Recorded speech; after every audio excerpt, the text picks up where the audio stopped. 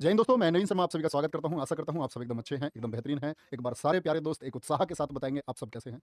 एक बार सबका सबका हँसता हुआ चेहरा मैं देखना चाहता हूँ। आप जहाँ कहीं भी हैं, पूरे दिन के थके हुए होंगे, पूरे दिन आपने पढ़ाई की होगी, बेशक कुछ ना कुछ काम किया होगा, फिर भी एक मुस्कान के साथ इस क्लास की शुरुआत करेंगे। आप सभी जानते हैं बच्चे, एक लंबा इंतजार था कि हम लोग जब बैच शुरू हुआ, आपका खाकी बैच यूपी कांस्टेबल के लिए, आयुष्मान बैच आपका लेखपाल के लिए और विश्वास बैच ग्रुप डी के लिए, और साथ में जैसे कि अभी एमटीएस के लिए आरंभ बैच भी चल रहा है। स्टैटिक जीके आपका पार्ट अभी नहीं हुआ था और मैंने आपसे कहा था इसको हम आज से शुरू कर रहे होंगे। और बच्चे इसमें क्या है क्लास में कि लगभग ये क्लास आपकी 7, 8 या 9 क्लास होंगी। हर रोज क्लास होगी, 2 घंटे की क्लास और बेहतरीन 1 नंबर का कंटेंट जिसको कहते हैं, जिससे बाहर कुछ ना जाए, बस मन लगा के पढ़ने की जरूरत है। तो आप एक मन के साथ में, एक विश्वास के साथ में और मेहनत के साथ में बच्चे कॉपी और पेन लेकर के तैयार हो जाओगे। हर क्लास में हम जो भी टॉपिक कर रहे होंगे, मैं उस अगली क्लास का होने वाला टॉपिक आपको बता दूंगा कि कल हम क्या पढ़ने वाले हैं। ठीक है, तो हो जाएंगे तैयार। एक बार एक उत्साह के साथ कहेंगे भैया जी तैयार हैं और पेन हमारे हाथ में है। बोलो भाई तैयार एकदम। ऐसा कोई तो नहीं है जो जो हथियार डाल दे 2 घंटे से पहले, तो मजबूत रहोगे ना। बोलो एक बार रेडी। ठीक है, ओविंद, सैंकी, ऋतिका, छत्री, नितिन ठाकुर, वीर चपराना अभी ठीक है। वॉइस एक बार सारे प्यारे दोस्त बताएंगे क्या मेरी आवाज आप लोगों तक एकदम ठीक पहुंच रही है। एक बार सारे प्यारे बच्चे बताएंगे क्या मेरी आवाज आप लोगों तक एकदम ठीक पहुंच पा रही है। ऐसा लग रहा है कि आवाज भाग रही हो या वॉइस मिसमैच हो रही है। एक बार बोलो सारे दोस्त आवाज एकदम ठीक है अभी। तो बोल दो एक बार हाउस द जोश। तो भैया शुरू करेंगे स्टैटिक जीके। और आप बच्चे आज के एग्जाम्स के अगर हम परिप्रेक्ष्य से देखें तो स्टैटिक जीके मैं बोलूँ किसी भी सब्जेक्ट से ज्यादा, चाहे वो हिस्ट्री हो, चाहे वो पॉलिटी हो, चाहे वो ज्योग्राफी हो, किसी भी एक सब्जेक्ट से ज्यादा पूछे जाने वाला क्वेश्चन है। जैसे यूपी पुलिस कांस्टेबल की बात करूं तो आपको 4 से 5 क्वेश्चन देखने को मिल रहे होंगे। वहीं आपको ग्रामीण परिवेश में 3 से 4 क्वेश्चन देखने को मिल रहे होंगे। रेलवे ग्रुप डी तो पूछो मत भैया, साइंस और स्टैटिक जीके का एक तालमेल है। ऐसे ही आप देखोगे एसएससी स्टैटिक जीके से काफी क्वेश्चन पूछता है। तो शुरू करेंगे मेरे दोस्त आज की क्लास में। और आज का हमारा टॉपिक है विश्व के प्रमुख संगठन। तो बजाओ ताली। क्या पढ़ने वाले हैं? विश्व के प्रमुख संगठन, यानी कि जो ऑर्गेनाइजेशंस हैं आपकी, जो दुनिया में काम करने वाली ऑर्गेनाइजेशंस है, उनसे क्या क्या प्रश्न बन सकते हैं। तो पेन लेकर के तैयार रहना भैया। क्या रहेगा, क्लास बड़ी रहेगी, बस उंगली नहीं थकनी चाहिए, उंगली नहीं थकनी चाहिए। तो आज का हमारा टॉपिक पहला शुरू होता है संयुक्त राष्ट्र संघ, यूएनओ। पेन लेकर के अपने नोट्स खुद बनाते रहेंगे और पीडीएफ तो आपको मिल ही जाएगी। हालांकि फिर भी कोशिश करना मेरे दोस्त, अच्छे छात्र की पहचान होती है कि अपने नोट्स अपने हाथ से बनाए। यूएनओ क्या बोलोगे? United Nations Organisation. क्या बोलते हैं? यूनाइटेड नेशंस ऑर्गेनाइजेशन इसको हम कहते हैं, ऑर्गेनाइजेशन यूएनओ। तो यूएनओ क्यों बना, कैसे बना, सारी बातें समझना। अगर मैं बात करूं जो ये यूएनओ का नाम है ये किसने दिया? ये दिया है भैया फ्रैंकलिन डी रूजवेल्ट ने। और फ्रैंकलिन डी रूजवेल्ट ये कौन है? ये प्रेसिडेंट थे कहाँ के? यूएसए के। क्या बोलोगे? कहाँ के प्रेसिडेंट थे? अमेरिका के राष्ट्रपति थे। ठीक है, अब इसकी पृष्ठभूमि को, बैकग्राउंड को समझ लेते हैं, क्यों जरूरत पड़ी। तो बच्चे जो पहला विश्व युद्ध था, प्रथम विश्व युद्ध हुआ 1914 से 1918। आप सभी जानते हैं दुनिया 2 धुरी में बट गई। एक तरफ थे मित्र राष्ट्र और एक तरफ थे धुरी राष्ट्र। मित्र राष्ट्रों में आपका अमेरिका था, रूस था, ब्रिटेन था। और धुरी राष्ट्रों में कौन थे? आपका जर्मनी था, उसके साथ में जापान था और इटली था। विश्व युद्ध हुआ आपका, और विश्व युद्ध में विजय किसकी हुई? मित्र राष्ट्रों की हुई। लेकिन इनको एहसास हुआ कि जब करोड़ों लोग मारे गए तो कुछ ऐसा इंतजाम होना चाहिए कि दुनिया में हम शांति कायम कर सके। ये जो रक्तपात हुआ है ये गलत हुआ है। तो एक संस्था बनी प्रथम विश्व युद्ध के बाद में, किसके लिए? वैश्विक शांति के लिए, पूरी दुनिया में शांति स्थापित की जा सके। तो वैश्विक शांति के लिए किसका गठन हुआ था? पहला क्वेश्चन पूछा जाएगा, प्रथम विश्व युद्ध के बाद में वैश्विक शांति के लिए किस संस्था का गठन हुआ? तो आप बोलेंगे लीग ऑफ नेशंस का गठन हुआ था। प्रथम विश्व युद्ध के बाद में वैश्विक शांति के लिए क्या बना आपका? क्या बोलोगे? लीग ऑफ नेशंस बनता है भैया। तो लीग ऑफ नेशंस की अगर बात करते हैं तो ये बहुत ज़्यादा कामयाब नहीं हो पाया। कामयाब नहीं हो पाया तभी तो क्योंकि पहले विश्व युद्ध के बाद में क्या दूसरा विश्व युद्ध नहीं हुआ? हुआ। क्योंकि ये लीग ऑफ नेशंस एक कमजोर संगठन था। इस कमजोर संगठन में जैसे कि अमेरिका, इसने इसकी वुडरो विल्सन जो राष्ट्रपति थे स्थापना तो की, लेकिन अमेरिका इसका सदस्य नहीं रहा। मेरी बात सुन रहे हैं? लीग ऑफ नेशंस, अमेरिका ने इसकी शुरुआत तो की लेकिन खुद इसका सदस्य नहीं रहा। और रूस इसमें बहुत बाद में जुड़ा। रूस बाद में जुड़ा मतलब रूस को भी हिटलर के डर की वजह से इसमें जोड़ा गया। तो मतलब एक बहुत मजबूत संस्था नहीं थी, क्योंकि 2 मजबूत, दुनिया की सबसे बड़ी मजबूत शक्तियां कहने वाले अमेरिका और रूस इसमें साफ तौर पर शामिल नहीं थे। तो लीग ऑफ नेशंस का गठन कब हुआ? 10 जनवरी 1920 को हुआ। कॉपी पर लिख लो, लीग ऑफ नेशंस 10 जनवरी 1920। ठीक है, हर बच्चे हर परीक्षा के लिए, हर परीक्षा के लिए स्ट्रेटेजी का इंपॉर्टेंट है, चाहे वो Delhi police head constable ministerial हो, एडब्ल्यूओ टीपीओ हो या फिर दिल्ली पुलिस कांस्टेबल हो, सभी एग्जाम के लिए आप इसको देख सकते हैं। फॉरेस्ट गार्ड हो, वीडियो हो, यूपी कांस्टेबल हो, लेखपाल की परीक्षा हो, एसएससी की कोई परीक्षा हो, या फिर आपसे मैं बोलूं कोई भी आपका स्टेट का एग्जाम हो, कोई भी छोटी परीक्षा, कोई भी बड़ी परीक्षा, इससे बेहतर कुछ नहीं हो सकता। तो लीग ऑफ नेशंस का हेडक्वार्टर कहां बनाया गया था? जेनेवा में बनाया गया था। द्वितीय विश्व युद्ध कब हुआ? 1939 से 45। तो देखो लीग ऑफ नेशंस तो बनाया गया था कि दुनिया में शांति बने, तो दुनिया कहां शांति बनी? फिर से मित्र राष्ट्र और धुरी राष्ट्रों में क्या हुआ? युद्ध हुआ। अब फिर से सब बैठ के सोच रहे हैं यार अब की बार तो शांति के लिए कुछ करते हैं, दुनिया में शांति स्थापित करेंगे। तो 24 अक्टूबर 1945 को किसकी स्थापना हुई? यूएन की। ये मोस्ट इंपोर्टेंट डेट है आपके किसी भी एग्जाम के लिए, अनेक बार परीक्षाओं में पूछा गया है। ठीक है, 24 अक्टूबर 1945 को। इसीलिए बच्चे क्या बोलते हैं हम? यूएनओ का स्थापना दिवस। सभी बच्चे कमेंट सेक्शन में बताएंगे यूएनओ का स्थापना दिवस कब मनाया जाता है। 24 अक्टूबर को भैया जी मनाया जाता है। कब मनाया जाता है? 24 अक्टूबर को बहन जी मनाया जाता है। कोई दिक्कत? ठीक है, चलो भाई। अब बात आती है जब ये स्थापित किया गया तो शुरुआत में कितने सदस्य थे? तो संस्थापक सदस्य थे इसके शुरुआत में तो 50 ही थे, लेकिन फिर पोलैंड भी भाग करके आया, बोला मैं 51वां बनूंगा, तो इसके संस्थापक सदस्य कितने थे? 51 थे। क्या बोलोगे? संस्थापक सदस्य मेरे दोस्त इसके कितने हो जाते हैं? 51 हो जाते हैं। ठीक है, इतना डेटा क्लियर है बच्चे। क्लास के बाद में आपसे 4 क्वेश्चन मैं पूछूंगा, जो मेरा दोस्त वो 4 प्रश्न बता के जाएगा उसको मैं स्नेह और आशीर्वाद दोनों चीजें फ्री में प्रोवाइड कर रहा हूँ। बोलूंगा कि भाई ये वो बच्चा है जिसने पूरी लगन से क्लास देखी है। तो दिमाग को एकदम केंद्रित करके पेन और कॉपी बाकी दुनिया भूल जाओ, खो जाओ कहां? भैया की स्टैटिक जीके की क्लास में। वर्तमान सदस्य की बात आती है तो वर्तमान सदस्य कितने हैं? इसमें 193 है, और 193वां सदस्य कौन सा है? वो है आपका साउथ सूडान। क्या बोलोगे? साउथ सूडान है आपका बच्चे कौन सा 193वां सदस्य है। ठीक है, मुख्यालय कहां है? हेडक्वार्टर की बात आएगी कि यूएन का हेडक्वार्टर कहां है? यूएन, क्या पढ़ रहे हैं हम? यूएन का हेडक्वार्टर कहां है? तो आप कहेंगे भैया न्यूयॉर्क में है। कहां है? न्यूयॉर्क। और न्यूयॉर्क कहां है? अमेरिका में है। अब जब ये संयुक्त राष्ट्र संघ का इतना बड़ा कार्यालय बनना था तो इस कार्यालय के लिए एक दानी व्यक्ति अमेरिका के बिजनेसमैन सामने आए। नाम था जॉन डी रॉकफेलर। क्या नाम था? John D Rockefeller. रॉकफेलर नहीं, रॉकफेलर। तो ये जो जमीन थी ये रॉकफेलर ने क्या दी थी? दान में दी थी। बोले भाई दुनिया में शांति के लिए किसी संस्था का गठन होने जा रहा है, मैं इसके लिए जमीन दान करता हूं। ठीक है, और ये मुख्यालय देखो स्थापना तो 1945 में हो गई, लेकिन अगर कभी पूछे कि यूएन का मुख्यालय बनकर के कब तैयार हुआ तो क्या बोलोगे? 1952। अभी तक बच्चे 3 डेट हमारे सामने आई। कौन कौन सी? एक तो 10 जनवरी 1920। बोलो क्या स्थापित हुआ? लीग ऑफ नेशंस, LON स्थापित हुआ। एक तिथि मैंने आपको बताई 24 अक्टूबर 1945। 24 अक्टूबर 1945 को LON के बाद में UN बना। तो बोलो तीसरा विश्व युद्ध क्या ये संयुक्त राष्ट्र रोक पाएगा? क्या इतना बेहतर ये काम करता है? नहीं। जैसे कि भारत पाकिस्तान के बीच का विवाद आप देखते हैं, यूएन पीस कीपिंग फोर्स यहां बॉर्डर्स पर रहती है, निगरानी करती रहती है, लेकिन यूएन क्या इस मुद्दे को सुलझा पाया? क्या वो POK हमारा नहीं है? बिल्कुल हमारा है, और उसको कब्जाया हुआ किसने है? पाकिस्तान ने। जो कि यूएन में विवाद चल रहा है, तो यूएन कोई एक ऐसी संस्था नहीं है कि दुनिया में शांति स्थापित कर ही देगी। ठीक है, संयुक्त राष्ट्र के ध्वज की फ्लैग की बात कर लेते हैं बच्चे। ये जो पत्तियां हैं ये किसकी हैं? ये हैं आपकी ऑलिव लीव्स हैं, जिनको हम बोलते हैं जैतून की पत्तियां। क्या बोलोगे? जैतून की पत्तियां हैं। तो SSC ने एक बार क्वेश्चन पूछा है कि यूएन का जो फ्लैग है उसमें किस वृक्ष की पत्तियां हैं? तो क्या बोलोगे बच्चे? कौन से वृक्ष की पत्तियां हैं? जैतून की पत्तियां हैं, और जैतून की पत्तियों के बीच में ग्लोब बना हुआ है, यानी कि दुनिया का क्या मॉडल बना हुआ है? ग्लोब। और उसमें क्या है? विश्व मानचित्र है, वर्ल्ड मैप उसके बीच में स्थित है। बोलो इतनी बात क्लियर? ठीक है जी, नेक्स्ट आ जाते हैं आगे। संयुक्त राष्ट्र की भाषाओं की बात करते हैं कि संयुक्त राष्ट्र में कौन सी भाषाओं को मान्यता प्राप्त है, या बोले कामकाज की भाषाएं कौन सी हैं। ठीक है, तो अगर हम बात करते हैं बच्चे संयुक्त राष्ट्र में भाषाओं की, संयुक्त राष्ट्र में भाषाओं की बात करते हैं तो कौन सी भाषाएं हैं जो कार्यकारी भाषाएं हैं, जहां वहां कामकाज होता है? तो ये क्या है? कामकाज की भाषाएं हैं। क्या बोलोगे? कामकाज की भाषाएं यूएन में। बोलो भाई कामकाज की भाषाएं हैं। कैसी? जो डेली वर्क होता है उसकी भाषाएं हैं, और कार्य किन में होता है? इंग्लिश और फ्रेंच में होता है। ठीक है, अन्य मान्यता प्राप्त कौन कौन सी भाषाएं हैं? कार्स। हमेशा बोलोगे कार्स बोलना है आपको। क्या बोलना है? कार्स। चीनी, अरबी, रसियन और स्पेनिश। क्या बोलोगे? चीनी, अरबी, रसियन और स्पेनिश, कार्स हम इसको बोलेंगे। कोई दिक्कत? बोलो चीनी, अरबी, रसियन और स्पेनिश, ये 4 क्या हैं? अन्य मान्यता प्राप्त भाषाएं हैं। तो आपसे कभी पूछे यूएन में कुल कितनी भाषाएं हैं जो मान्यता प्राप्त है, तो इस तरह से 6 भाषाएं हो जाती हैं। क्या बोलोगे? 6 भाषाएं हो जाती हैं। संयुक्त राष्ट्र चार्टर, देखो कोई भी संस्था जब काम करती है तो उसके कुछ बच्चे प्रोटोकॉल्स होते हैं। प्रोटोकॉल्स बोले तो सेट ऑफ रूल्स, कुछ उसके आधारभूत नियम होते हैं जिन पर उसको कार्य करना होता है। तो इन सब के बारे में यूएन किस तरह कार्य करेगा, नए सदस्यों का प्रवेश होना है तो किस तरह होगा, वैश्विक शांति की अगर 2 देशों के बीच में मध्यस्थता करनी है तो उसका प्रोसीजर क्या होगा, उस सब के लिए यूएन का एक अपना संविधान, एक कोड है जिसमें कितने चैप्टर हैं? बोलो यूएन चार्टर में अध्याय हैं 19, और कुल अनुच्छेद कितने हैं? 111 अनुच्छेद हैं। क्या बोलोगे? 111 अनुच्छेद हैं। ओके, कोई दिक्कत यहां तक? बोलो भाई कोई भी दिक्कत नहीं होनी चाहिए। चार्टर पर शुरुआत में कितने सदस्यों ने हस्ताक्षर किए थे? 50 सदस्यों ने हस्ताक्षर किए थे। क्या इनमें भारत भी था? तो क्या बोलोगे? इनमें भारत भी शामिल था। क्या बोलोगे? इनमें भारत भी शामिल था। अब बात आती है 51वां कौन था? जरा कमेंट सेक्शन में बताना, देखूं मेमोरी स्थायी है आप लोगों की या कच्चे दिमाग के हो। कच्चे दिमाग के तो नहीं हो? बोलो भाई फटाफट से बोलो। नहीं भैया पक्के पक्के तरबूज है एकदम। वो खेल खेला तुमने छोटा सा बचपन में, जिसमें ऐसा गंजे के सिर में मार कर देखते थे भाई कच्चा या पक्का? खेला या नहीं खेला? खेला होगा। पोलैंड पोलैंड पोलैंड, सभी लोगों का उत्तर एकदम ठीक है। चलो भाई इतनी बात में कोई दिक्कत? भाषाएं अंग्रेजी और फ्रेंच कामकाज की, चीनी, अरबी, आपका रसियन और स्पेनिश अन्य मान्यता प्राप्त भाषाएं हैं। अध्याय चैप्टर हैं इसमें 19, कुल आर्टिकल हैं 111 किसमें? यूएन चार्टर में। और चार्टर पर सिग्नेचर शुरुआत में कितने देशों ने किया था? वो किया था भैया 50 देशों ने। संयुक्त राष्ट्र के अंग, यानी कि बोले जो इसकी बॉडी है उसके पार्ट्स कितने हैं? तो संयुक्त राष्ट्र संघ के बच्चे जब अंग पूछे जाएंगे तो आपका उत्तर क्या आएगा? हमेशा 6 अंग हैं।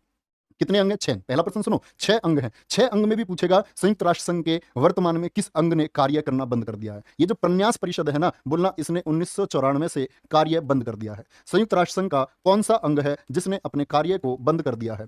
क्या कार्य को बंद कर दिया है 1994 से? वो कौन है? ट्रस्टीशिप काउंसिल यानी कि प्रन्यास परिषद है। दूसरा प्रश्न हो गया, ठीक है बच्चे। पहले अंग की बात आती है तो महासभा, जनरल असेंबली, सुरक्षा परिषद, सिक्योरिटी काउंसिल जिसको दुनिया का पुलिसमैन बोलते हैं, ठीक है, महासभा जिसको विश्व की लघु संसद, अभी सबके बारे में बात करेंगे। तीसरा होगा इकोनॉमिक एंड सोशल काउंसिल, आर्थिक एवं सामाजिक परिषद। चौथा है प्रन्यास परिषद, क्या बोलोगे? ट्रस्टीशिप काउंसिल, अंतरराष्ट्रीय न्यायालय, इंटरनेशनल कोर्ट ऑफ जस्टिस, और सचिवालय सेक्रेटेरिएट, क्या बोलोगे? सेक्रेटेरिएट आपका छठा अंग है।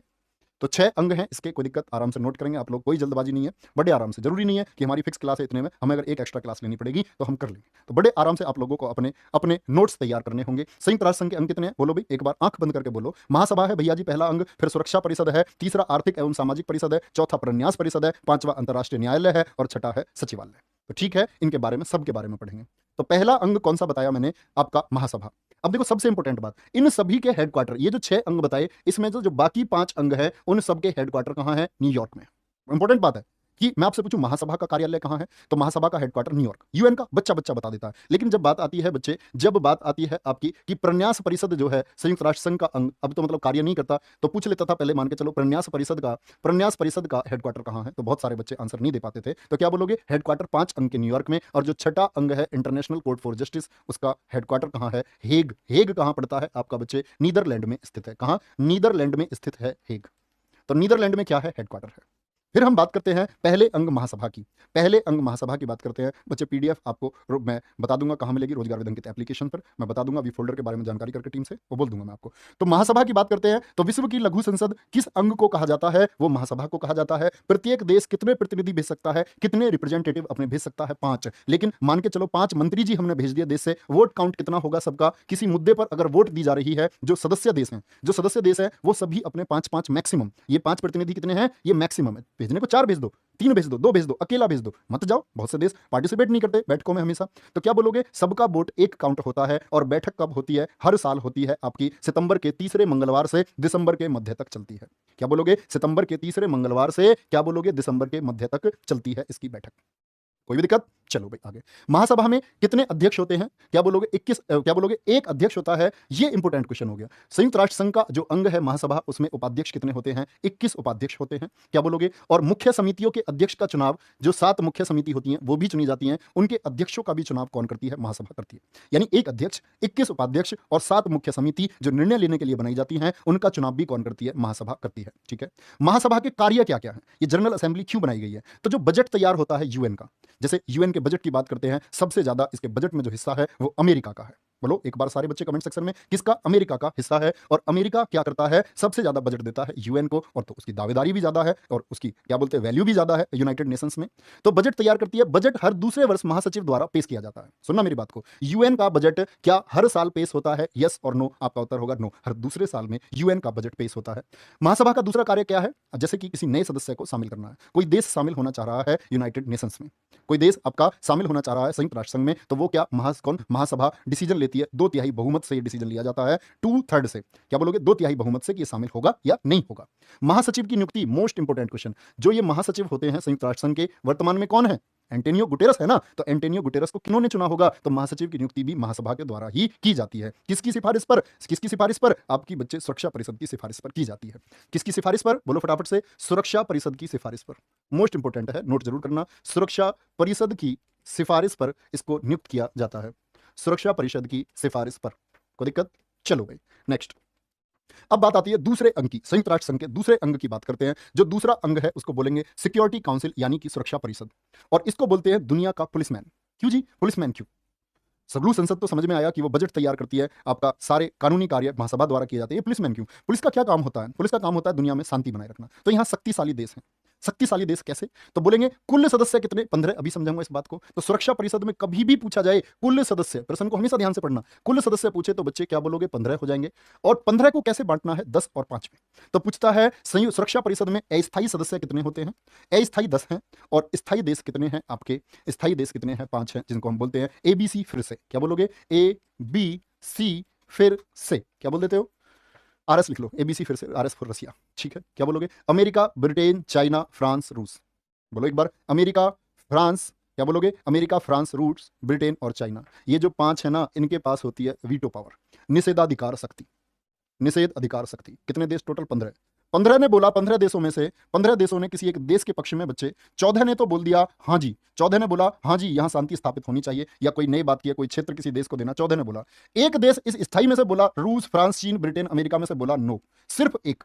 तो वीटो इस पावर को कहते हैं, इसी को बोलते हैं निषेध अधिकार शक्ति। तो क्या बोलोगे? पांचों की सहमति किसी मुद्दे के लिए जरूरी है, हाँ या नहीं? हाँ या नहीं? बोलो, इन पांचों की सहमति हाँ या ना, या 4 से काम चल जाएगा? तो आप कहेंगे नहीं भैया जी, पांचों की सहमति आवश्यक है, पांचों की। और ये 5 अगर तैयार हैं पांचों के पांचों, तो वो इतना मायना नहीं रखते। उसमें से हमको कितने देश और चाहिए? सिर्फ 4 देश और चाहिए, सिर्फ 4 देश और। तो कुल मिलाकर के कितने देश हो जाएंगे? 9 हो जाएंगे। तो किसी भी पॉजिटिव डिसीजन के लिए, किसी सकारात्मक निर्णय के लिए 15 में से कितने सदस्यों की स्वीकृति जरूरी है सुरक्षा परिषद की? बोलो फटाफट से। तो आप कहेंगे सुरक्षा परिषद की भैया जी 15 में से 9 सदस्यों की स्वीकृति क्या है? आवश्यक है। ठीक है, चलो भाई।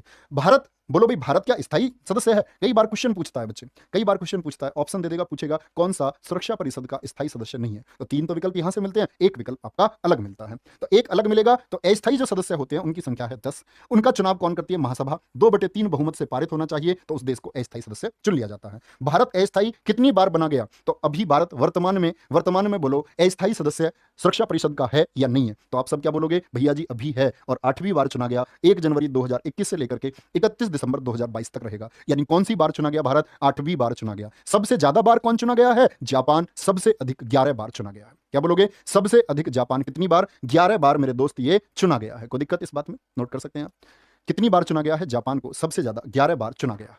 चलो, तीसरा अंग आता है, बहुत महत्वपूर्ण नहीं है, बहुत ज्यादा प्रश्न इससे कभी बनते नहीं है। आर्थिक एवं सामाजिक परिषद आपकी, क्या बोलोगे? Economic and social council. सदस्य संख्या याद रखेंगे 54। कार्यकाल कितना होता है बच्चे? 3 वर्ष का होता है। क्या बोलोगे? क्या बोलोगे?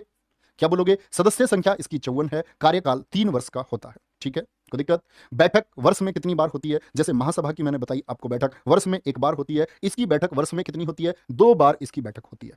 किसकी? आर्थिक एवं सामाजिक परिषद की बैठकें वर्ष में कितनी बार आयोजित होती हैं? 2 बार होती हैं। एक तो अप्रैल में, अप्रैल में कहाँ होती है दोस्त? न्यूयॉर्क अमेरिका में होती है। और जुलाई में कहाँ होती है? जेनेवा। जेनेवा कहाँ है? आपका स्विट्जरलैंड में स्थित है। स्विट्जरलैंड में इसकी जुलाई की बैठक होती है। कहाँ कहाँ? यूएसए में अप्रैल में, और जुलाई में कहाँ? जेनेवा में इसकी बैठक होती है। कोई दिक्कत? थम्स अप करके बताएंगे एक बार चीजें आप लोगों को अच्छी लग रही हैं। लगभग हम आधा संयुक्त राष्ट्र संघ पढ़ चुके हैं बच्चे, अगले 10 मिनट में शायद हम इसको खत्म कर रहे होंगे। तो टॉपिक के बाद में एक बार जरूर बताना आपको टॉपिक कैसा लगा। चौथा है सचिवालय, जिसको हम सेक्रेटेरिएट बोलते हैं। तो सेक्रेटेरिएट जो ये चौथा पार्ट है, इसके प्रमुख को हम क्या बोलते हैं? सचिवालय का जो प्रमुख, जो चीफ होता है, उसको दोस्त क्या कहा जाता है? महासचिव कहा जाता है। क्या बोलते हैं इसको? महासचिव बोलते हैं। और अभी मैंने बताया आर्थिक और सामाजिक परिषद का कार्यकाल 3 वर्ष का, लेकिन संयुक्त राष्ट्र संघ के जो महासचिव होते हैं, महासचिव का कार्यकाल कितना होता है? क्या बोलोगे? महासचिव का कार्यकाल भैया जी 5 वर्ष होता है। कितना होता है? 5 वर्ष होता है। और सचिवालय का काम क्या है? सचिवालय संयुक्त राष्ट्र संघ के जो रोज के कार्य हैं, रोजमर्रा के कार्य हैं, जो ऑफिस वर्क है वहां का, भाई पूरी दुनिया को देख रहे हैं, पूरी दुनिया के बारे में रिपोर्ट है, तो वहां का जो डेली वर्क होता है वो कौन करता है? सेक्रेटेरिएट में होता है। क्या होता है? सेक्रेटेरिएट में होता है। नेक्स्ट है, चलो अब आ जाते हैं महासचिव जो हुए हैं संयुक्त राष्ट्र संघ के, और क्या क्या प्रश्न अब तक अलग अलग परीक्षाओं में पूछे गए हैं। बहुत ध्यान से सुनना मेरी बात को, अलग अलग परीक्षाओं में क्या क्या प्रश्न पूछे गए हैं। अगर बात करता हूं, बहुत सारे बच्चों को आज पहली बार पता चल रहा होगा, जिन्होंने जीएस का सेट किया होगा वो तो जानते होंगे, उन्हें मैं कई बार बता चुका हूं। कई बार पूछा जाता है पहले कार्यकारी महासचिव, और बच्चा उत्तर देकर के आता है पहला महासचिव देखते ही ट्रिगवेली। क्या ट्रिगवेली उत्तर दे देता है, वहीं बच्चा क्या हो जाता है? गलत हो जाता है। तो पहले कार्यकारी महासचिव की जब बात आए तो क्या बोलोगे? ग्लैडविन जेब बोलोगे, क्योंकि जैसे ही संयुक्त राष्ट्र संघ की स्थापना हुई 24 अक्टूबर 1945 को, तो उसके बाद में आपका फरवरी 1946 तक पहले कार्यकारी महासचिव ब्रिटेन के कौन बने थे? ग्लैडविन जेब को बनाया गया था। बोलो किसको? ग्लैडविन जेब को बनाया गया था। कोई दिक्कत इस बात में? कोई भी दिक्कत नहीं होनी चाहिए। सचिवालय में मेरे दोस्त वही सदस्य होते हैं जो संयुक्त राष्ट्र संघ के सदस्य होते हैं। ठीक है सर जी, नाम ले दो। लेंगे बच्चे थोड़ी देर में सबके नाम।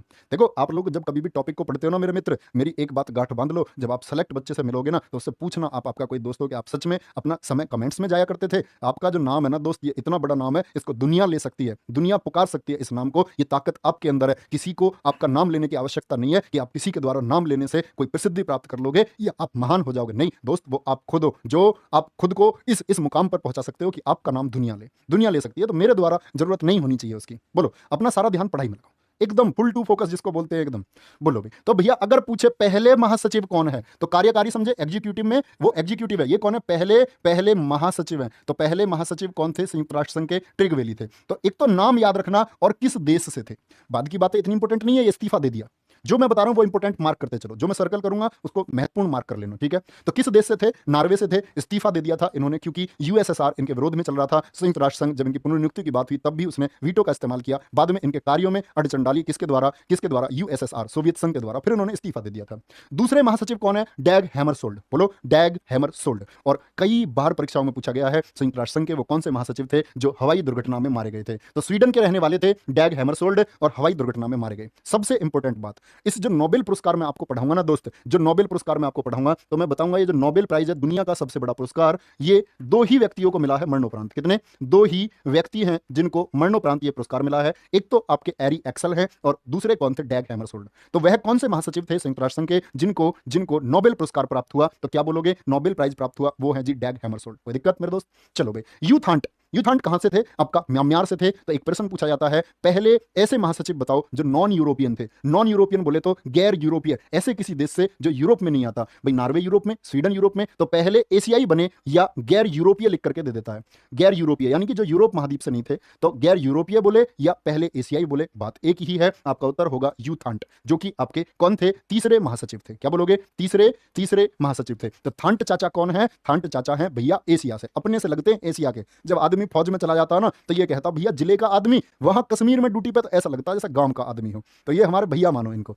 वर्ल्डहाइम ऑस्ट्रिया से बहुत ज्यादा जरूरत नहीं है आपको ध्यान देने की। जेवियर कोयार पेरू से बहुत ज्यादा जरूरत नहीं है आपको ध्यान देने की। बुतरस घाली मोस्ट इंपोर्टेंट, बार बार पूछे जाते हैं, बुतरस घाली का संबंध किस देश से है? तो ये पहले अफ्रीकन है। क्या बोलोगे? ऐसे ऐसे कौन से व्यक्ति हैं जो संयुक्त राष्ट्र संघ के महासचिव बने और अफ्रीका से थे? तो कौन है पहले अफ्रीकन? बुतरस घाली हैं। कोफी अन्नान की बात करते हैं, किस देश से? घाना, आपको पता ही होना चाहिए। बान की मून किस देश से थे? दक्षिण कोरिया से संयुक्त राष्ट्र संघ के महासचिव। और वर्तमान में कौन है? एंटोनियो गुटेरस हैं।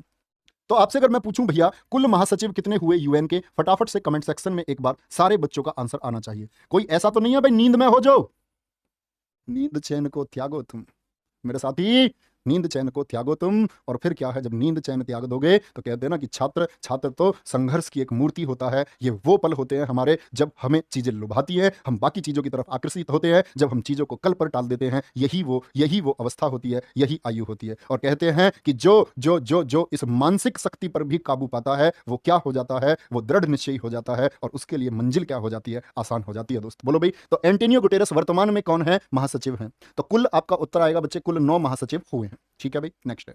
पांचवें अंक की बात करते हैं। प्रन्यास परिषद तो मैंने आपको पहले ही बता दिया, ट्रस्टीशिप काउंसिल 1994 से काम करना बंद कर दिया।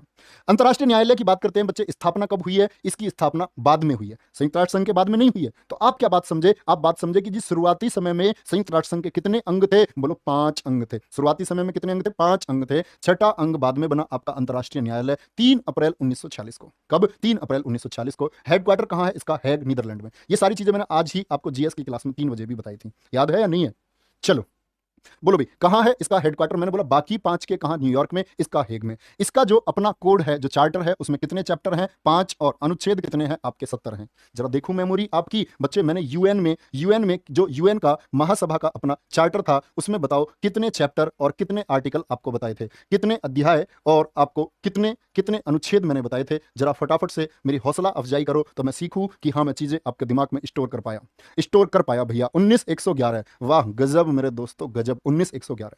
इसमें कुल जज कितने होते हैं बच्चे? 15। इंपोर्टेंट क्वेश्चन, यू क्या बोलोगे? जो आपका अंतरराष्ट्रीय न्यायालय है उसमें कुल जज कितने होते हैं? 15 होते हैं। कार्यकाल देखो 9 वर्ष। भैया इतना लंबा कार्यकाल, सरकारी नौकरी सी समझो है। 9 वर्ष के लिए क्या होते हैं? 9 वर्ष के लिए नियुक्त किए जाते हैं। नियुक्त कौन करता है? महासभा ही नियुक्त करती है। चलो भाई, कोई भी 2 न्यायाधीश एक देश के नहीं हो सकते। कोई भी 2 न्यायाधीश एक देश के नहीं हो सकते। जैसे भारत के वर्तमान में कौन है? दलबीर भंडारी। तो भारत से भैया कोई दूसरा नहीं जा सकता, दूसरा कोई नहीं जा सकता। तो क्या बोलोगे? कोई भी 2 न्यायाधीश एक देश के नहीं हो सकते। अध्यक्ष इनमें से ही चुना जाता है।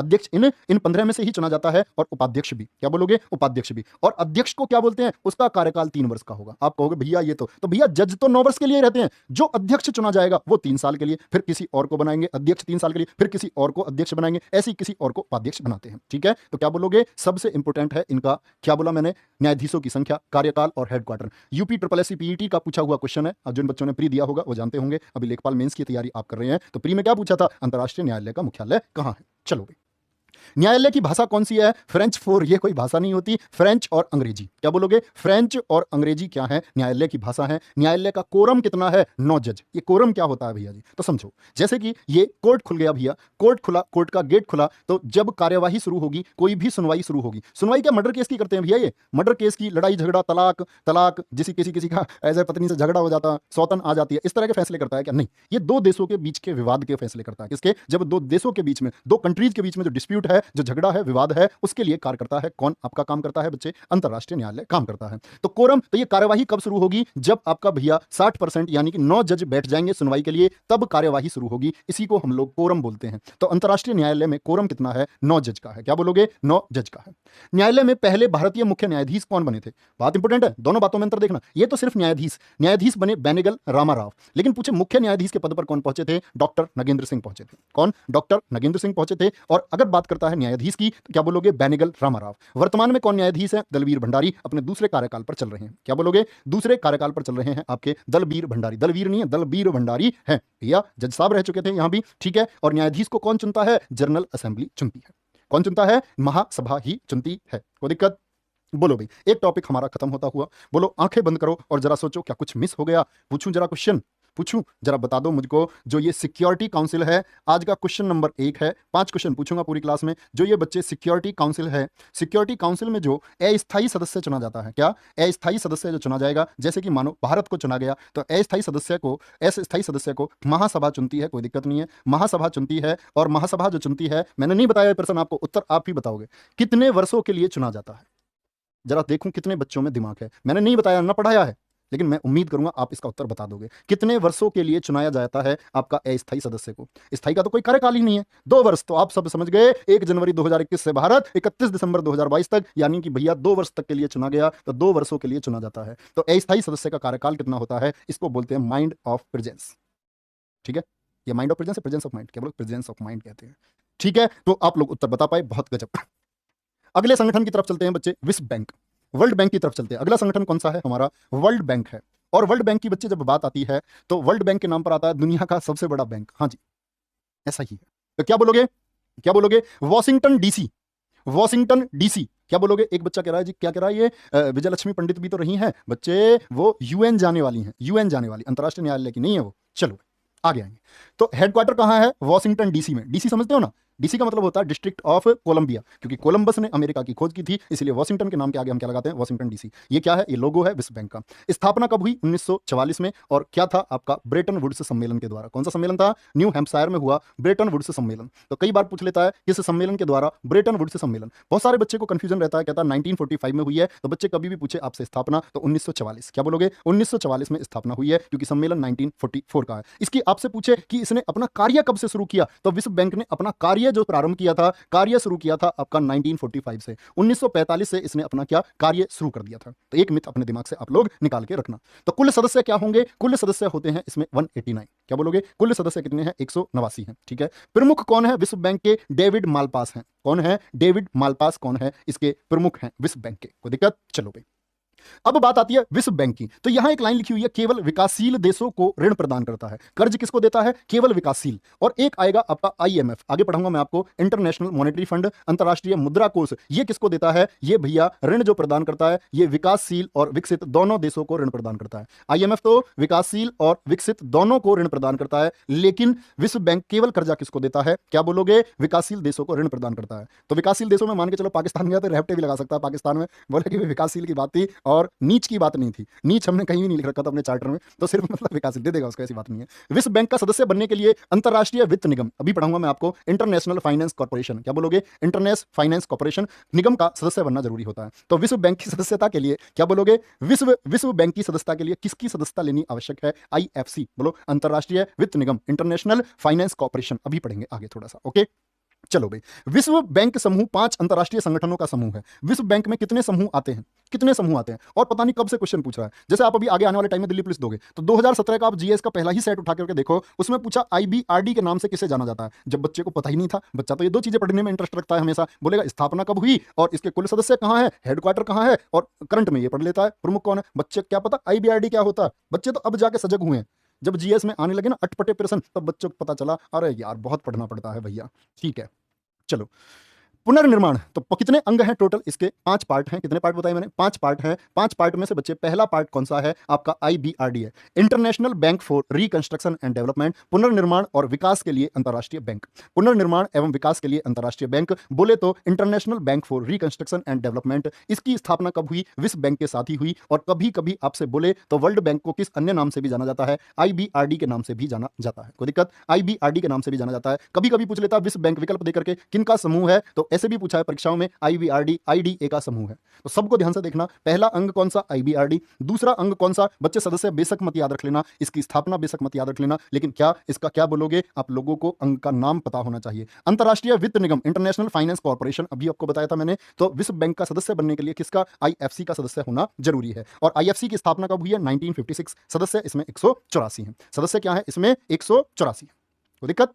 चलो तीसरे अंग पर आओ बच्चे। ईडा क्या बोलते हैं? ईडा बोलते हैं। ईडा बोलते हैं इंटरनेशनल डेवलपमेंट अथॉरिटी। क्या बोलोगे? इंटरनेशनल डेवलपमेंट अथॉरिटी, अंतरराष्ट्रीय विकास संघ। भाई मैं इतनी देर से पढ़ा रहा हूं, ऐसे बच्चे तो नहीं है कि लाइक के लिए बोलना पड़ेगा। मुझे बता दो एक बार, अपने आप करते रहना, ऑटोमेटिक मैं नहीं बोलूंगा, है ना? खुद कर देना अपना आप जबरदस्त तरीके से, लास्ट में बोलूंगा एक बार। लास्ट में तो बोलोगे, बोल देंगे, ऐसा आदत होगी इसकी। स्थापना 1960 में। सदस्य कितने हैं? 173। क्या बोलोगे? अंतरराष्ट्रीय क्या बोलोगे? विकास संघ। विदेश निपटारो, विदेश के जो विवाद हैं, विदेश विवाद के निपटारो के लिए अंतरराष्ट्रीय केंद्र, ICSID बोलते हैं। क्या? International centre for settlement international disputes बोलते हैं। International centre for settlement international disputes बोलते हैं। जो आपके निवेश के रूप में विवाद है, दो देशों ने एक दूसरे देश में निवेश करते हैं, आप सभी जानते हैं। हमारे देश में भी FDI होता है, फॉरेन डायरेक्ट इन्वेस्टमेंट, प्रत्यक्ष विदेशी निवेश, आप इकोनॉमिक्स में पढ़ते हैं। बाहर से आता है पैसा देश में, जो आपकी कंपनियां MNC हुई, विदेशी कंपनियां क्या करती हैं? निवेश करती हैं। उनके निवेश को लेकर के कोई विवाद हो गया, उसको कौन सॉल्व करेगा? वो ICSID करता है। स्थापना 1966 में। और आपका क्या बोलोगे? और सदस्य 163। सदस्य 163। अब मैं पूछूं वर्ल्ड बैंक का कौन सा अंग है जिसका सदस्य भारत नहीं है? तो सारे 4 का तो है, 4 का तो है, एक का नहीं है। वर्ल्ड बैंक का कौन सा अंग है? तो क्या आंसर आएगा आप सब लोगों का? भैया जी ICSID का सदस्य भारत नहीं है। भारत ICSID का सदस्य नहीं है। ठीक है, कोई दिक्कत? चलो भाई आगे, 4 अंग हो गए। 5वें पे आ जाओ। 5वां है मीगा। क्या है 5वां? MIGA, multilateral investment guarantee agency. Multilateral investment guarantee agency, बहुराष्ट्रीय निवेश गारंटी एजेंसी इसको हम बोलते हैं। तो मीगा क्या बोलोगे? भारत इसका शुरुआती दौर में सदस्य नहीं था। मीगा का सदस्य भारत कब बना? मोस्ट इंपोर्टेंट UPSSC आयोग का ही पूछा हुआ क्वेश्चन है, चकबंदी लेखपाल का ही पूछा हुआ क्वेश्चन है, भारत मीगा का सदस्य कब बना? तो क्या बोलोगे? स्थापना 1988 में, सदस्य 179 179। तो अब आगे 5 अंग कौन कौन से बताए मैंने, जरा बोल दो मुझको फटाफट से। International bank for reconstruction and development, दूसरा मैंने बताया इंटरनेशनल फाइनेंस कॉर्पोरेशन बताया, तीसरा बताया मैंने इंटरनेशनल डेवलपमेंट एजेंसी IDA बताया, चौथा क्या बताया मैंने? ICSID बताया, international centre for settlement international disputes बताया, और 5वां क्या बताया? मल्टीलेटरल इन्वेस्टमेंट गारंटी एजेंसी मीगा को बताया। कोई दिक्कत? बोलो पांचों याद, पांचों याद। चलो भाई सर जी साफ नहीं दिख रहा, भैया क्वालिटी बढ़ा लो थोड़ी सी, छोटा सा भी बड़ा दिखेगा, क्योंकि जो चीजें आप देखनी चाहते हो ना वो आप देख के ही मानते हो। दुनिया में कोई ऐसी ताकत नहीं बनी जो आपको उन्हें देखने से रोक ले। चलो आ जाओ, बोलेंगे भाई तीसरा संगठन है अंतरराष्ट्रीय मुद्रा कोष। अंतरराष्ट्रीय मुद्रा कोष बोलो, IMF जो है ये जो कर्ज देगा कैसे देशों को देगा? अभी मैंने आपको बताया था। वर्ल्ड बैंक और आपका IMF में क्या अंतर है? वर्ल्ड बैंक केवल कर्ज देता है, किसको? विकासशील देशों को, अविकसित देशों को दे देगा। और ये किसको? ये तो भैया कहता कि ले जाओ। क्या बोलोगे? हेडक्वार्टर वाशिंगटन DC में। मुद्रा SDR, मुद्रा बोलोगे SDR, स्पेशल ड्राइंग राइट्स। एक प्रश्न आपको मैंने कराया था एक दिन, याद हो तो पूछा था कि वैश्विक मुद्रा के रूप में कौन मान्य है? वैश्विक मुद्रा के रूप में कौन मान्य है? इंटरनेशनल करेंसी के रूप में कौन मान्य है? तो क्या बोला था उत्तर में? रूप में मान्य। तो वो कौन है? वो मुद्रा है SDR। और पूछा था उस प्रश्न में, मैंने आपको शायद 8-10 सेट पहले की बात है, मैंने पूछा था SDR क्या है? SDR इकोनॉमिक्स वाले पोर्शन में। तो क्या बोला? मुद्रा है SDR। किसकी मुद्रा है? IMF की मुद्रा का नाम क्या है? स्पेशल ड्राइंग राइट्स है। और दुनिया की क्या है बच्चे? दुनिया में वैश्विक मुद्रा के रूप में मान्य है। ना डॉलर मान्य है, ना पाउंड मान्य है। कौन मान्य है? SDR, स्पेशल ड्राइंग राइट्स मान्य है। चलो भाई, कुल सदस्य कितने हैं? 190। और 190वां सदस्य कौन है? अंडोरा। कौन है इसका? नव वर्तमान में क्या बोलोगे? नया सदस्य कौन है? अंडोरा है। ठीक है, चलो। सभी को ऋण प्रदान करता है, लेकिन बहुत लॉन्ग टर्म के लिए नहीं देता, ये शॉर्ट टर्म के लिए देता है। बोलो भाई IMF का सदस्य बनने के बाद ही IBRD की सदस्यता मिलती है। IBRD की सदस्यता मिलती है। जैसे मैंने बताया वर्ल्ड बैंक का सदस्य बनना है तो किसकी सदस्यता लेनी पड़ती है? IFC, इंटरनेशनल फाइनेंस कॉर्पोरेशन, अंतरराष्ट्रीय वित्त निगम की। और ऐसे ही IMF का सदस्य बनने के बाद ही international bank for reconstruction and development की सदस्यता आपको मिलेगी। ठीक है, ये जो बच्चे बार बार, मैं पूरी क्लास तो ये देखते नहीं है, पूरी क्लास इन्होंने देखी नहीं, इनको बस एक बात पता है PDF। बेटा क्लास उस पार्ट को ढूंढो इस वीडियो में जहां मैंने PDF के बारे में आपको बताया, शायद आप उसको मिस कर गए। तो आप पहली अभी आके बैठ गए हो इसमें, है तुम्हारा नंबर आ रहा कहीं? तो पूरी क्लास की याद, इससे अच्छा देखो ही मत, पूरी क्लास नहीं देखते हो। क्या पीडीएफ, पीडीएफ कहाँ मिलेगी? पीडीएफ मिलेगी, पीडीएफ मिलेगी, रोजगार विद अंकित एप्लीकेशन पर पीडीएफ मिलेगी। जो आपका पेड बैच है, जो आपका बैच है, आपके लिए सारी सुविधाएं उपलब्ध कराएंगे, आपके घर तक पीडीएफ देकर आएंगे भैया। बताओ, किसी बच्चे के पास नहीं पहुंची तो मेरे जो हाथ से मैंने नोट्स लिख करके तब इनको टाइप करवाया वो ले जाना भैया, देने आ जाऊंगा। और बताओ, ठीक है, अब तो कोई दिक्कत नहीं है। चलो भाई, बहुत बढ़िया। एक बच्चे का नाम दिखाओ, इस बच्चे ने बहुत अच्छा लिखा है ऊपर, ये गोल्डन पेपर जो बच्चा लिख रहा है, वर्षा गुजर, बहुत बढ़िया। ये पक्का क्लास किया, हमने क्लास में बात की थी कि इसको गोल्डन पेपर के नाम से भी जाना जाता है, एचडीआर को। बहुत गजब, बढ़िया, बहुत शानदार। चलो भाई, तो प्रमुख कौन है? क्रिस्टालिना जॉर्जिवा है। कौन है? क्रिस्टालिना जॉर्जिवा है, ठीक है। आईएमएफ की पहली उप प्रबंध निदेशक कौन बनी है अभी हाल ही में? भारत की गीता गोपीनाथ। मोस्ट इंपोर्टेंट, क्या बोलोगे? आईएमएफ इंटरनेशनल मॉनेटरी फंड की पहली उप प्रबंध निदेशक कौन बनी है? गीता गोपीनाथ भैया बनी है। कौन बनी है? गीता गोपीनाथ बनी है। तो आईएमएफ के बारे में आपको इतनी चीजें आपको याद रख लेनी है। सर जी, इसको श्रीलंका को दिलवा दो कर दो। भैया श्रीलंका तो एक परिवार ने डुबा दिया, ये मान लो। वो चाचा ताऊ के सारे मंत्री हैं उसमें, प्रधानमंत्री वही हैं, उसी घर के राष्ट्रपति भी वही हैं, सारे एक घर के हैं। कोई रक्षा मंत्री समझो, कोई कृषि मंत्री, कोई किसान मंत्री, उन सारों ने मिलकर श्रीलंका को डुबा दिया। श्रीलंका कोई कर्ज नहीं देगा। बोलो, विश्व व्यापार संगठन, वर्ल्ड ट्रेड ऑर्गेनाइजेशन, WTO। तो 1900, देखो इसकी स्थापना कैसे हुई। 1947 में एक संगठन बना, ITO, international trade union. International trade union 1947 में जब भारत आजाद हुआ तब बना ITO, ठीक है। ITO 1948 में ITO को क्या कहा जाने लगा? गाट कहा जाने लगा। क्या कहने लगा? गाट। और इसी को बहुत सारे लोग गैट भी कहते हैं, और एकदम ठीक है, गाट और गैट कहते हैं। तो ये गैट क्या है? गैट का फुल फॉर्म आज भी परीक्षाओं में बहुत पूछा जाता है, General Agreement on Trade and Tariff. क्या बोलेंगे? Sorry, General Agreement on Tariff and Trade, General Agreement on Tariff and Trade, GATT को कहा जाता है। और ये क्या, ये बोलेंगे इसको उरुग्वे जो बैठक हुई, उरुग्वे राउंड बोलते हैं, उरुग्वे में बैठक हुई 1986 से 94 की समाप्ति के बाद, मराकस संधि के तहत, मराकस संधि के तहत, ठीक है। क्या बोलोगे? ये तो फुल फॉर्म हुई किसकी? गैट की। अब आती है एक उरुग्वे में बैठक चली, उरुग्वे दौर बोलते हैं इसको। क्या बोलते हैं? उरुग्वे देश है ना, उरुग्वे जो देश है, उरुग्वे में बैठक हुई, और वो बैठकें चलती रहीं कब तक? 1986 से 94 तक। और उन बैठकों की समाप्ति के बाद में एक संधि हुई, मराकस संधि। तो पूछता है WTO 1 जनवरी 1995 को स्थापना हो जाती है। मोस्ट इंपोर्टेंट डेट, क्या बोलोगे? किस तारीख को स्थापना हुई? 1 जनवरी 1995 को WTO की स्थापना हुई। संधि कौन सी थी? मराकस संधि थी। राउंड कौन से दौर की वार्ता थी? उरुग्वे दौर की वार्ता थी। कब तक चली? 1986 से लेकर के 1994 तक चली थी, ठीक है। हेडक्वार्टर कहां है? जेनेवा में। जेनेवा कहां है? स्विट्जरलैंड में, ठीक है। क्या बोलोगे? जेनेवा कहां है? स्विट्जरलैंड में स्थित है। प्रमुख कौन है इसकी जो प्रमुख है वो है Ngozi Okonjo Iweala. Ngozi Okonjo Iweala. और सबसे इंपॉर्टेंट बात है कि ये पहली महिला बनी है जो कहां? WTO की सुप्रीम बनी है। और क्या बोलोगे? पहली अफ्रीकी भी है, पहली अफ्रीकी महिला भी है। और क्या बोलोगे? पहली प्रमुख भी है, पहली प्रमुख भी है, ठीक है। तो इनको एक बार नमस्ते करो चाची जी को, नोगोजो, क्या बोलो? नोगोजो ओकोंजो इवेला चाची जी, ठीक है। तो ये पहली कौन बन गई है? WTO की। बढ़िया, अच्छा पद है चाची, ठीक है, कोई दिक्कत नहीं है। कुल सदस्य कितने हैं दोस्त? कुल सदस्य 164 हैं। और 164वां सदस्य कौन है? 164वां सदस्य है आपका मेरे दोस्त अफगानिस्तान है। क्या बोलोगे? अफगानिस्तान है, ठीक है, कोई दिक्कत? हाँ बच्चे, किसी भी परीक्षा के लिए आप पढ़ सकते हैं, PDF मेरे दोस्त मिल जाएगी मेरे भाई, ठीक है। आगे आओ, आगे आएंगे भैया।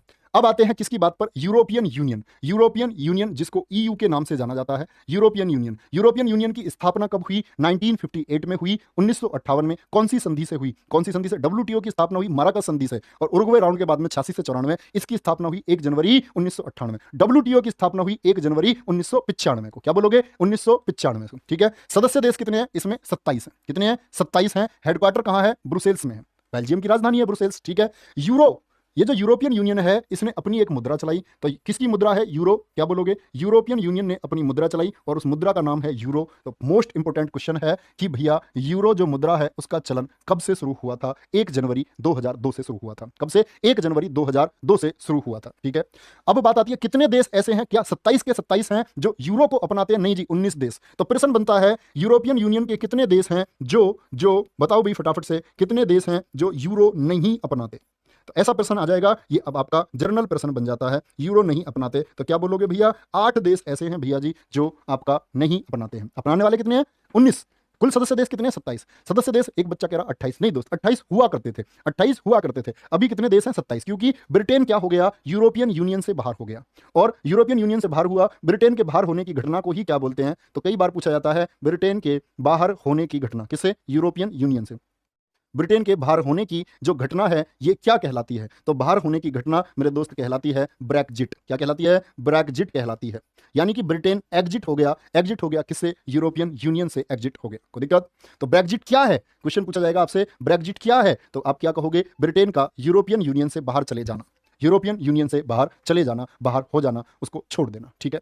नाटो, अभी हाल ही में बहुत चर्चित रहा, आपने सुना होगा, रूस यूक्रेन युद्ध हुआ। यूक्रेन क्या चाहता था? यूक्रेन चाहता था कि वह किसमें? नाटो में शामिल हो जाए। और नाटो देश तो समझो दुश्मन है किसके? रूस के दुश्मन है ये सारे। कौन है उसमें आपका, क्या बोलोगे? तो रूस चाह रहा था उसके जो पास में नाटो की कोई एक्टिविटी ना रहे, क्योंकि यूक्रेन तो उसकी सीमा के पास में है। तो उसने क्या बोला? ना, तुझको मैं शामिल नहीं होने दूंगा। तो उसने कार्रवाई कर दी उस पर। और ठीक है, अपनी सीमाएं सुरक्षित करने के लिए कोई भी, आप अपन आपके घर के पास में, आप ये थोड़ी जानोगे कि आपका घर है, आप ये चाहोगे कि आपके घर के बराबर में लड़ाके आने लगे, डाकू बदमाश आने लगे, आपकी जो ये सुरक्षा है इसमें कमी हो, कोई भी देश नहीं चाहेगा। तो ये नाटो क्या करता है? ये नाटो है नॉर्थ अटलांटिक ट्रीटी ऑर्गेनाइजेशन। ये देश कहते हैं कि हमारे जितने भी सदस्य हैं उनमें से किसी एक पर भी हमला हुआ तो वो सबके ऊपर हमला माना जाएगा, सभी के ऊपर हमला माना जाएगा। तो भैया इसका हेडक्वार्टर, मोस्ट इंपोर्टेंट क्वेश्चन है, बार बार पूछा जाता है। सदस्य कितने हैं इसके? 30 हैं। स्थापना कब हुई है आपकी? 4 अप्रैल 1947 नहीं 1949 को हुई है। सॉरी, गलत लिखा हुआ है पीडीएफ में, क्या बोलोगे? इसकी जो स्थापना है वो 4 अप्रैल 1949 को हुई है। संस्थापक सदस्य इसके शुरुआत में 12 थे, कोई इंपॉर्टेंट बात नहीं है। क्या बोलोगे? स्थापना 4 अप्रैल 1949, हेडक्वार्टर बच्चे ब्रुसेल्स में है, सदस्य इसके 30 हैं। 29वां सदस्य कौन था? मॉन्टेग्रो। और 30वां सदस्य कौन था? मैसिडोनिया। तो आप लोग मैसिडोनिया को याद रखोगे कि नाटो का 30वां सदस्य देश कौन सा है। सिंबल आप देख सकते हैं नाटो का,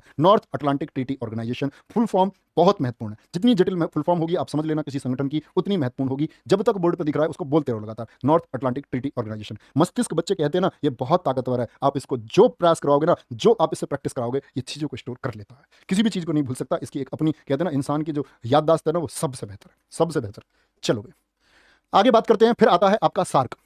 क्या आता है? सार्क आता है। सार्क संगठन, सार्क पूछता है, पहले तो सार्क का पूरा नाम पूछ लेता है। तो क्या बोलोगे? SAARC, the South Asian Association for Regional Cooperation. The South Asian Association for Regional Cooperation. क्या बोलोगे? दक्षिण एशियाई क्षेत्रीय सहयोग संगठन या दक्षिण एशियाई क्षेत्रीय सहयोग संघ इसको हम कहते हैं। कोई दिक्कत? तो बच्चे ये तो हो गया इसका पूरा नाम। स्थापना कब हुई इसकी? स्थापना हुई 8 दिसंबर 1985 को।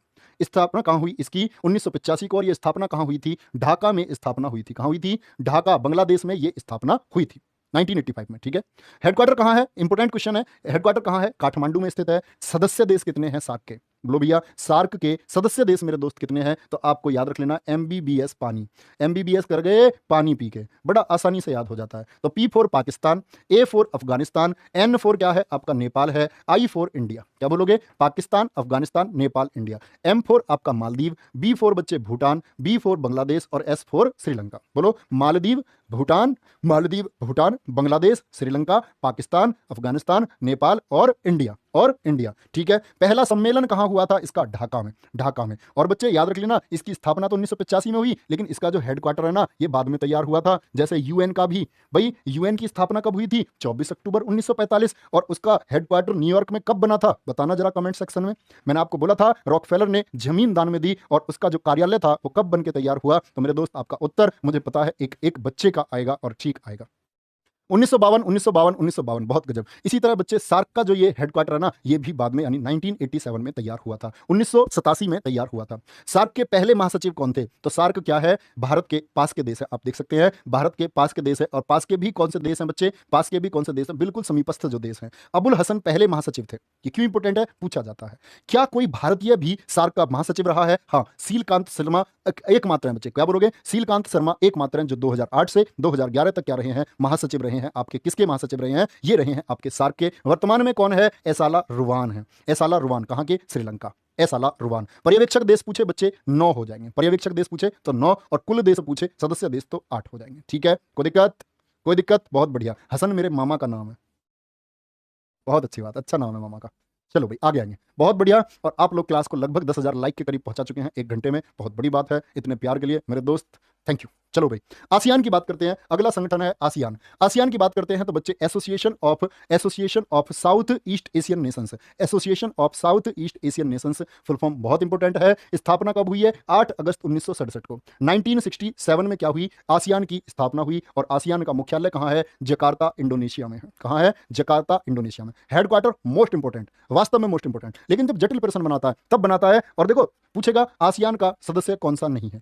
आसियान का सदस्य है कौन सा नहीं है, और आजकल पूछे जाते हैं क्वेश्चन बहुत। और ये वाले प्रश्न कहां से रखता है, ये उनमें से नहीं पूछता 193 देश वाले में से, 173 देश वाले में से नहीं, जहां सदस्य 10 तक होते हैं वहां से ये प्रश्न पूछता है। आप कभी भी देखें तो क्या बोलोगे, एशिया, इया वाले बोलो पहले तो, याद करो, इया। Indonesia, Malaysia, Cambodia. क्या बोलोगे, इंडोनेशिया, मलेशिया, कंबोडिया। फिर क्या है, फिलीपींस नहीं, फिलीपींस और सिंगापुर, फिलीपींस और सिंगापुर। अब यहां प्रश्न पूछता है सबसे इंपॉर्टेंट, क्या भारत इसका सदस्य है, यस और नो, यस और नो बोलो फटाफट से। सबसे इंपॉर्टेंट पूछेगा भारत आसियान का, विकल्प में दे देगा भारत को, तो आप याद रखना भारत जो है वो आसियान का सदस्य नहीं है। क्या, आसियान का सदस्य नहीं है। थाईलैंड, ब्रुनेई, वियतनाम, लाओस और म्यांमार। तो ये जो आपका, अगर हम बात करते हैं मेरे दोस्त भारत देश की बात हम करते हैं, तो भारत की बात हम करते हैं, ये बंगाल की खाड़ी के पास, जैसे बिम्स्टेक वाले देश है ना, ऐसे ही इसमें भी बहुत सारे देश कौन से हैं जो बंगाल की खाड़ी के पास वाले हैं। बहुत गजब भाई, भारत इसका सदस्य नहीं है। आपके सामने संगठन आ जाता है बिम्स्टेक। क्या बोलोगे, बिम्स्टेक की बात करते हैं, क्या बोलोगे, bay of Bengal initiative for multi sectoral technical and economic cooperation होगा। क्या होगा, bay of Bengal initiative on multi sectoral technical and economic cooperation होता है दोस्तों, ठीक है, बिम्स्टेक। क्या बोलोगे हिंदी में, बंगाल की खाड़ी बहुक्षेत्रीय तकनीकी और आर्थिक सहयोग पहल, बिम्स्टेक। अब बिम्स्टेक की स्थापना कब हुई है, 1997 में हुई है। मुझे बताओ मेरे दोस्त, अभी मैंने बताई आपको, सार्क की स्थापना कब हुई, फटाफट से सार्क की स्थापना बताओ। आसियान की स्थापना कब हुई, फटाफट से बताएंगे। और बिम्स्टेक की स्थापना 1997 में। तो सार्क क्या बोलोगे, 1900 क्या बोलेंगे, ठीक है, थोड़ा धीमे चलेंगे, कोई दिक्कत नहीं, मैं धीमे चल रहा हूं यार वैसे। बोलो भी एक बार सारे बच्चे रिव्यू दो, क्या आप लोग लिख पा रहे हैं, किसी का छुट तो नहीं रहा है, क्योंकि मैं एक स्लाइड पर काफी टाइम आपको दे रहा हूं। सारे बच्चे एक बार जवाब देंगे तो मुझे पता चलेगा कि हाँ कहीं मैं तेज तो नहीं चल रहा। अगर तेज चल रहा हूं तो थोड़ा मंदा चलेंगे, कोई दिक्कत नहीं है। एक ही बच्चा कह रहा है, किंग ऑफ बुक्स, ये हमारा अच्छा स्टूडेंट है, क्लास में अच्छे उत्तर देते हैं, सुबह हिंदी क्लास में भी होते हैं, मैंने देखा है कई बार। बहुत बढ़िया, लिख पा रहे हैं सर, लिख पा रहे हैं, यस यस, सही है। कोई कोई बच्चा कह रहा थोड़ा धीरे, चलो चल लेते हैं, कोई नहीं, थोड़ा धीरे। तो मुख्यालय कहाँ है बिम्स्टेक का, भैया ढाका में है। और बिम्स्टेक के सदस्य देश कितने हैं, 7 है। सार्क का क्या हुआ, आपका गठन 1985 में हुआ। क्या बोलोगे, 1985 में हुआ। और आसियान का 1967 में हुआ। और बोलो भैया 1997 में 20 साल बाद किसका गठन हुआ, आपका बिम्स्टेक का हुआ, बिम्स्टेक का गठन हुआ, ठीक है। अब बहुत सारे बच्चे, जैसे मैंने बताया ना, एमबीबीएस पानी, आप लोग एक दो चीजों को कई बार पढ़ोगे ना, वैसे ही याद हो जाएंगे। एमबीबीएस पानी की जरूरत नहीं है, ट्रिक से आप लोग, अच्छा स्टूडेंट ट्रिक से दूर रहता है, तो आप ट्रिक से दूर जाने का प्रयास करो, है ना। बोलो भाई, जैसे इसकी बन सकती है, बी से बांग्लादेश और भूटान हो गए, आई से इंडिया हो गया, एम से म्यांमार हो गया, एम में एन में नेपाल हो गया, एस से श्रीलंका हो गया, टी से थाईलैंड हो गया। लेकिन ऐसे मत पढ़ो, आप उसको